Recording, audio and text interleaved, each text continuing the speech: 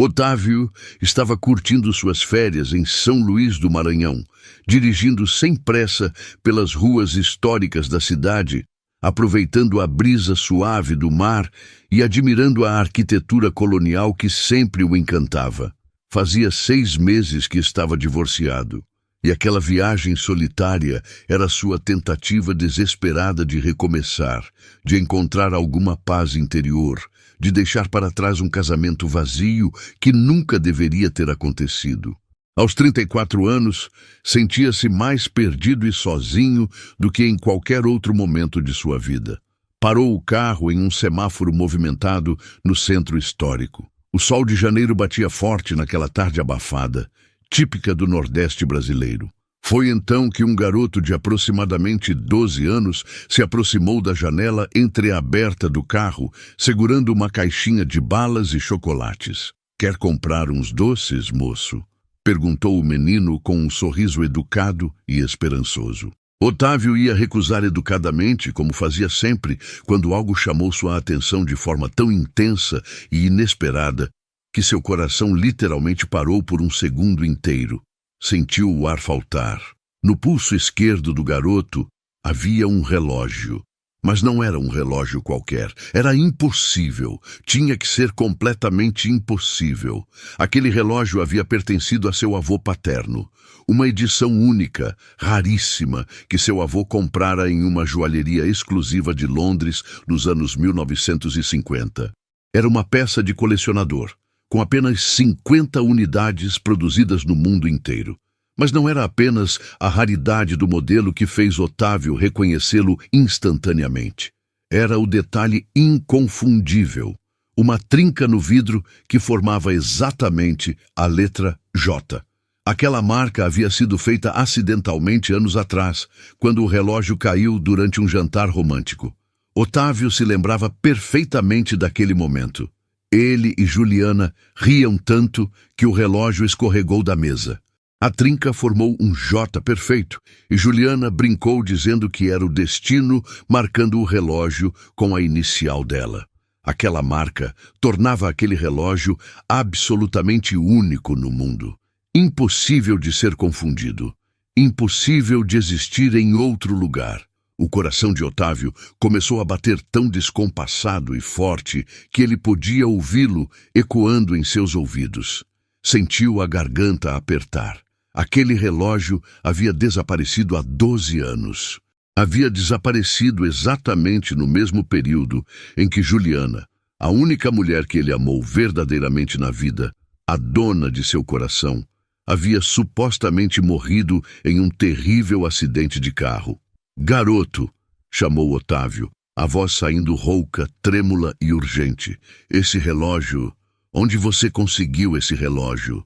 O menino olhou para o próprio pulso, parecendo genuinamente surpreso com o súbito interesse daquele homem. "É meu, moço. Herdei dele." "Por quê?" perguntou inocentemente. Não, eu só... De onde você tirou? Foi presente? Você comprou em algum lugar? Alguém te deu?" As perguntas saíam completamente atropeladas, desesperadas, sem controle. O garoto pareceu desconfortável por um momento, mas havia algo na urgência desesperada daquele homem de olhos marejados que o fez responder com honestidade. "Esse relógio pertenceu ao meu pai", disse simplesmente com aquela naturalidade com que crianças falam de ausências. "É a única coisa que eu sei sobre ele. A única coisa que minha mãe guardou." Aquelas palavras deixaram Otávio completamente paralisado, atordoado, confuso. O mundo à sua volta começou a girar lentamente. O barulho dos carros se transformou em um zumbido distante. O semáforo abriu para o verde, mas ele não conseguiu se mexer.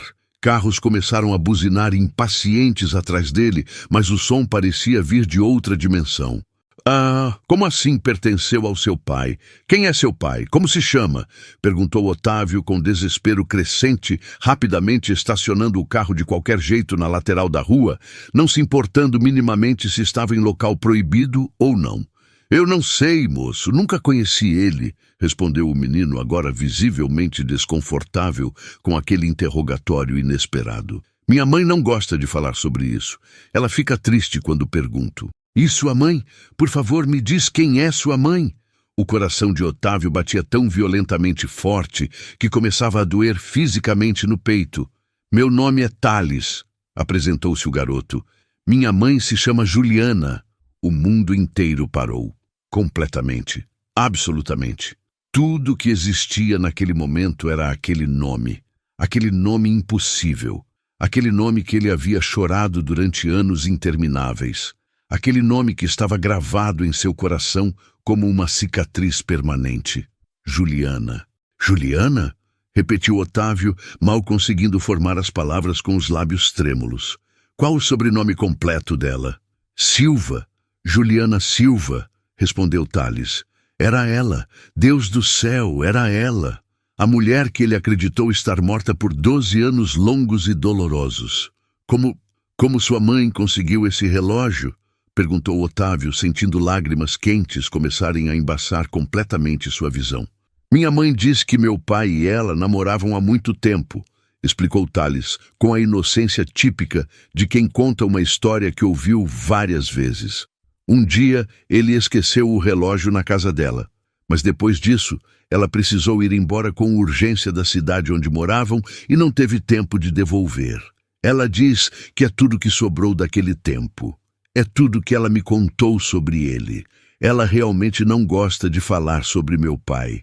Fica muito triste. Otávio não conseguia processar o que estava ouvindo. Seu cérebro se recusava a aceitar aquela realidade impossível. Juliana estava viva, e tinha um filho de 12 anos. A matemática era dolorosamente clara, óbvia demais. Se o menino tinha 12 anos, ele nasceu exatamente 9 meses depois que Juliana supostamente morreu. O filho era dele, tinha que ser dele. Deus do céu, ele tinha um filho que nunca conheceu. Thales, eu imploro que você me leve até sua mãe. Agora. Imediatamente. Por favor, pediu Otávio, e havia tanto desespero genuíno, tanta emoção bruta em sua voz, que o garoto, apesar de toda a desconfiança natural, concordou hesitantemente.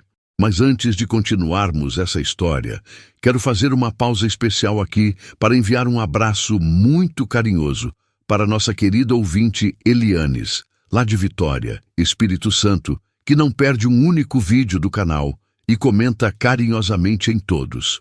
Um abraço igualmente afetuoso também para Maria Divina e Edinete, lá de Manaus. Vocês estão sempre aqui conosco, ouvindo fielmente e comentando com tanto carinho. Saibam que cada um de vocês faz uma diferença imensa neste canal. E se você também quer receber nosso abraço especial aqui nos vídeos, comente "Abraço". Agora vamos voltar no tempo e entender exatamente como essa história de amor impossível começou e foi brutalmente destruída. 12 anos antes, Otávio e Juliana se conheceram de forma inesperada e mágica em uma livraria charmosa no centro da cidade.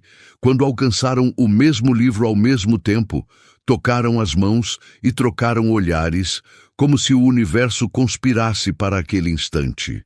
A conversa casual evoluiu para algo profundo. Um café virou jantar, e o jantar levou a meses de um namoro intenso e apaixonado. Apesar das diferenças, Otávio vinha de uma família extremamente rica e tradicional, proprietária de uma renomada rede de hotéis de luxo em todo o Brasil. Enquanto Juliana era de classe média simples e morava com os pais em um bairro humilde, acolhedor e cheio de vida. O amor verdadeiro que sentiam superava qualquer barreira social ou econômica. Eles riam das mesmas coisas, sonhavam com o mesmo futuro e planejavam a vida juntos.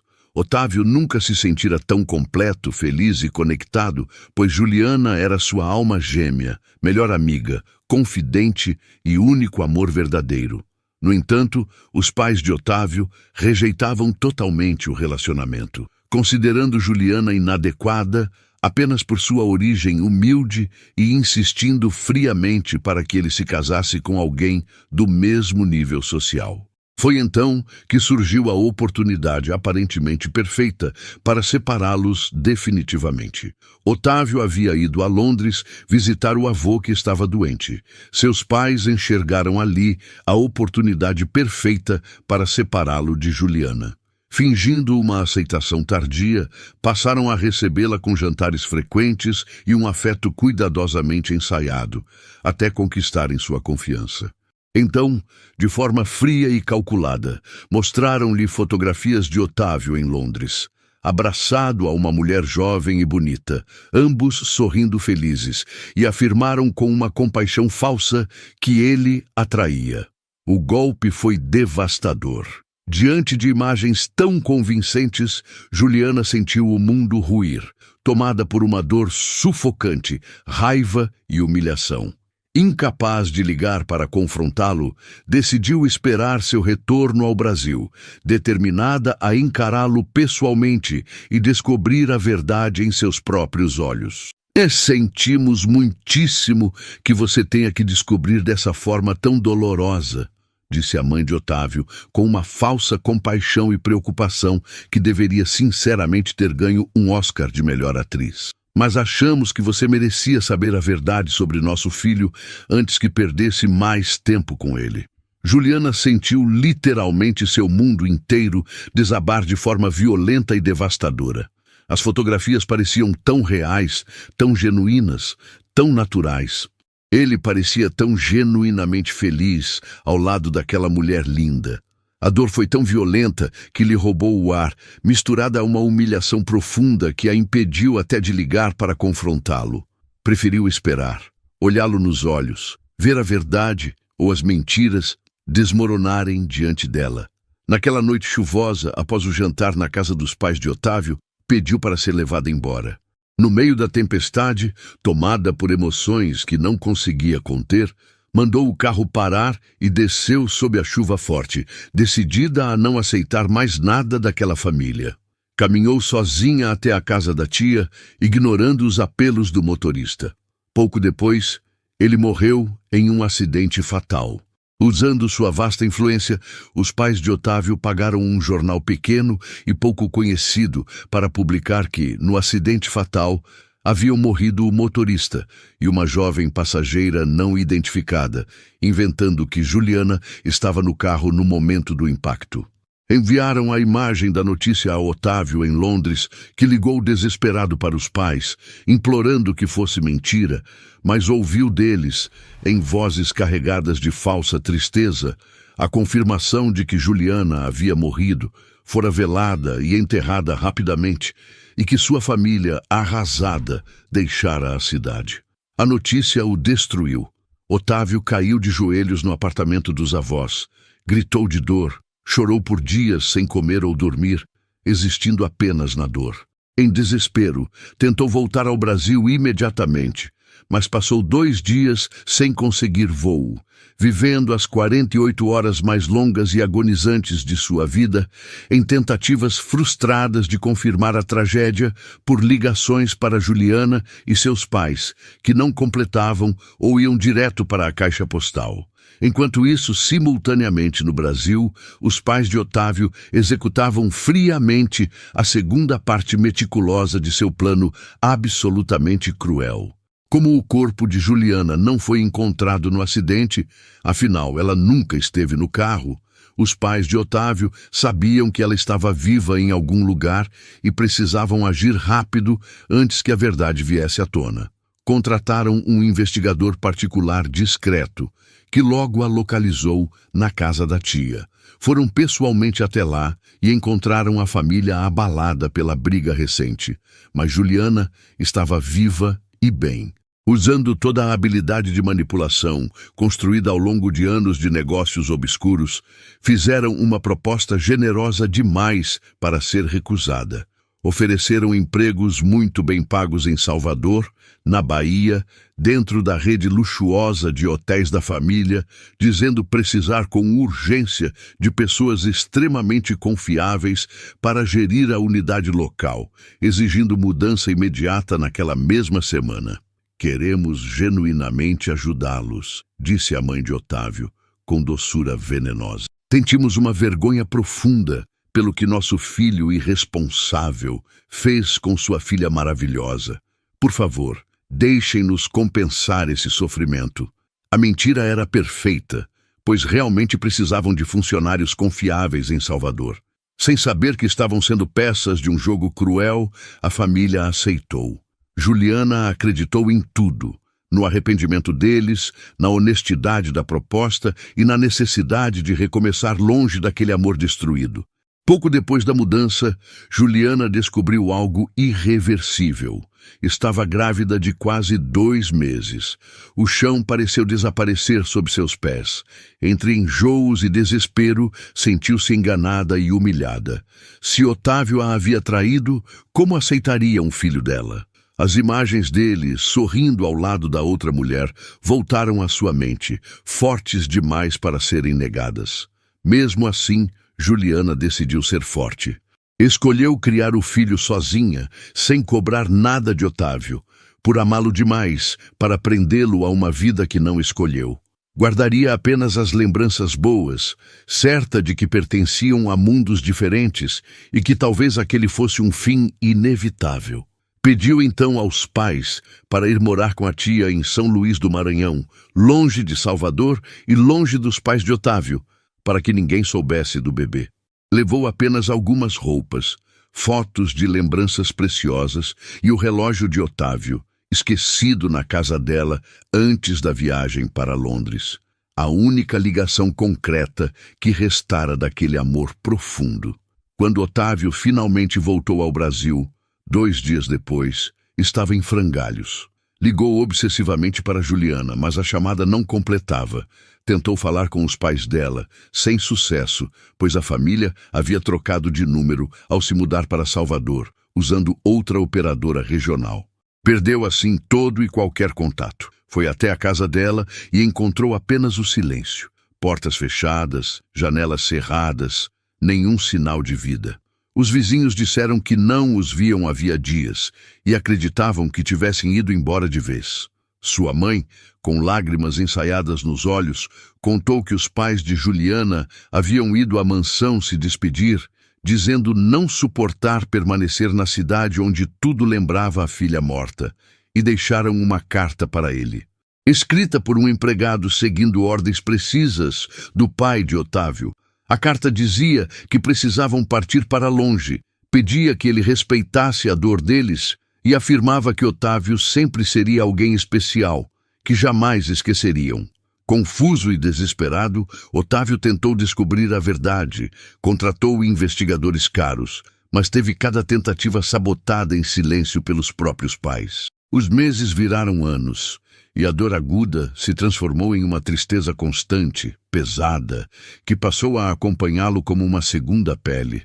Sob pressão familiar e completamente vazio, acabou se casando sem amor com uma mulher aprovada pelos pais, em um casamento morto desde o início, sustentado apenas por conveniência e aparências, do qual se divorciou 6 meses atrás, ao admitir que não podia mais viver aquela mentira. Recusou seguir no negócio da família, pois a rede de hotéis só lhe trazia lembranças dolorosas. Vendeu sua parte, investiu o dinheiro e passou a viver confortavelmente de rendimentos, cercado de riqueza, mas afundado em um profundo vazio existencial. Até aquele semáforo casual em São Luís, até aquele garoto vendendo doces, até aquele relógio impossível com a trinca em forma de J. Tales, ainda sem entender completamente a gravidade e importância daquele momento, levou Otávio até uma casa extremamente simples, mas visivelmente bem cuidada em um bairro modesto de São Luís. Cada passo lento em direção àquela porta de madeira era uma eternidade angustiante. O coração de Otávio batia tão absurdamente forte e rápido que ele sinceramente achava que explodiria violentamente a qualquer momento. Suas mãos tremiam incontrolavelmente. Mal conseguia respirar direito. Tales abriu a porta e gritou naturalmente: "Mãe, tem um homem aqui que quer falar com você." quando a porta se abriu completamente e ele finalmente viu Juliana ali, de pé bem à sua frente, viva, real, respirando, mais velha, mas ainda inconfundivelmente ela, ainda aqueles mesmos olhos expressivos que ele conhecia tão profundamente bem. Otávio simplesmente desabou completamente em lágrimas incontroláveis ali mesmo na porta. Juliana ficou instantaneamente pálida como papel, cambaleou para trás descontroladamente. Precisou se segurar firmemente no batente da porta para não cair no chão. Otávio, sussurrou incrédula, achando que estava tendo uma alucinação. Você está viva! Completou Otávio com a voz completamente embargada, as lágrimas escorrendo abundante e livremente pelo rosto. Eu poderia fazer exatamente a mesma pergunta para você. Me disseram que você morreu, Juliana. Morreu naquele acidente. Me mostraram o jornal. Eu acreditei durante 12 anos inteiros. Foi então que caiu finalmente a ficha de Juliana. Seus olhos se arregalaram enormes, com compreensão súbita e horror absoluto crescente. Tudo começou a fazer sentido. Todo aquele quebra-cabeça impossível finalmente se encaixava perfeitamente. Morta? Eu? Otávio, o que você está dizendo? Perguntou ela, a voz falhando completamente. E então, ali mesmo na porta daquela casa simples, com Thales observando completamente confuso, sem entender absolutamente nada, ambos finalmente contaram suas versões completas da história. Otávio contou detalhadamente sobre a notícia do acidente no jornal, sobre a busca desesperada e frustrada, sobre a carta de despedida, sobre nunca encontrá-la em lugar nenhum. Juliana contou com a voz trêmula sobre as fotografias comprometedoras, sobre a suposta traição que achava que ele havia cometido descaradamente, sobre a mudança repentina e a oferta de emprego generosa. A mulher naquelas fotografias era minha prima Sofia, explicou Otávio, a voz quebrando dolorosamente de emoção. Ela foi estudar medicina em Londres quando tinha 15 anos. Morava com meus avós lá. Crescemos juntos durante toda a infância. Brincávamos juntos. Ela é como uma irmã para mim, Juliana. Eu nunca em 1 milhão de anos te trairia. Você era tudo para mim. Era minha vida inteira. Juliana cobriu o rosto completamente com as mãos trêmulas, soluçando descontroladamente, o corpo todo balançando. Tudo fazia sentido agora. Absolutamente tudo. Cada peça do quebra-cabeça cruel encaixava perfeitamente. Tudo sempre foi uma mentira elaborada e cuidadosamente construída. Uma armação diabólica. Meu Deus! Como uma mentira tão cruel pôde destruir tanto? Destruir vidas inteiras? Chorou ela, a voz saindo em soluços entrecortados. Otávio deu um passo hesitante à frente, as mãos estendidas. Juliana, eu preciso te perguntar algo, disse ele, a voz tremendo violentamente de emoção. Thales, ele... Mal conseguia formar a pergunta que martelava insistentemente em sua cabeça desde o semáforo. Ele é meu filho? Juliana olhou profundamente para ele, com lágrimas abundantes escorrendo incontrolavelmente, e simplesmente assentiu silenciosamente com a cabeça. Otávio literalmente caiu de joelhos ali mesmo, na entrada humilde da casa, e chorou como não chorava desde que era uma criança pequena. Chorou anos de dor acumulada. Tinha um filho de 12 anos que nunca conheceu, que nunca abraçou, que nunca viu crescer. 12 anos preciosos e insubstituíveis roubados cruelmente deles. 12 anos inteiros de mentiras elaboradas e manipulação. Thales, gradualmente começando a entender vagamente o que estava acontecendo ali, aproximou-se lentamente e timidamente. Você é realmente meu pai?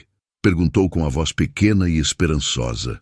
Otávio olhou para aquele garoto lindo, viu seus próprios olhos olhando diretamente de volta para ele, viu traços de Juliana misturados com os seus e seu coração se encheu instantaneamente de um amor tão avassalador, tão imenso e poderoso que quase não cabia fisicamente dentro do peito. Sou, respondeu com a voz completamente embargada de emoção. Sou seu pai. E sinto muito, muito mesmo por não ter estado aqui. Mas nunca, nunca soube que você existia, meu filho. Agora que sei, prometo solenemente que nunca mais vou deixar você. Nunca mais. Foi então que Juliana, ainda tremendo, disse algo que fez absolutamente tudo parecer ainda mais urgente e desesperador. Otávio, eu preciso te contar algo importante. Eu estou doente. Muito doente. O mundo parou novamente. O coração de Otávio afundou. Ela explicou com a voz fraca que tinha uma doença grave no coração. Era algo extremamente sério, que poderia facilmente matá-la se não fosse tratado cirurgicamente a tempo.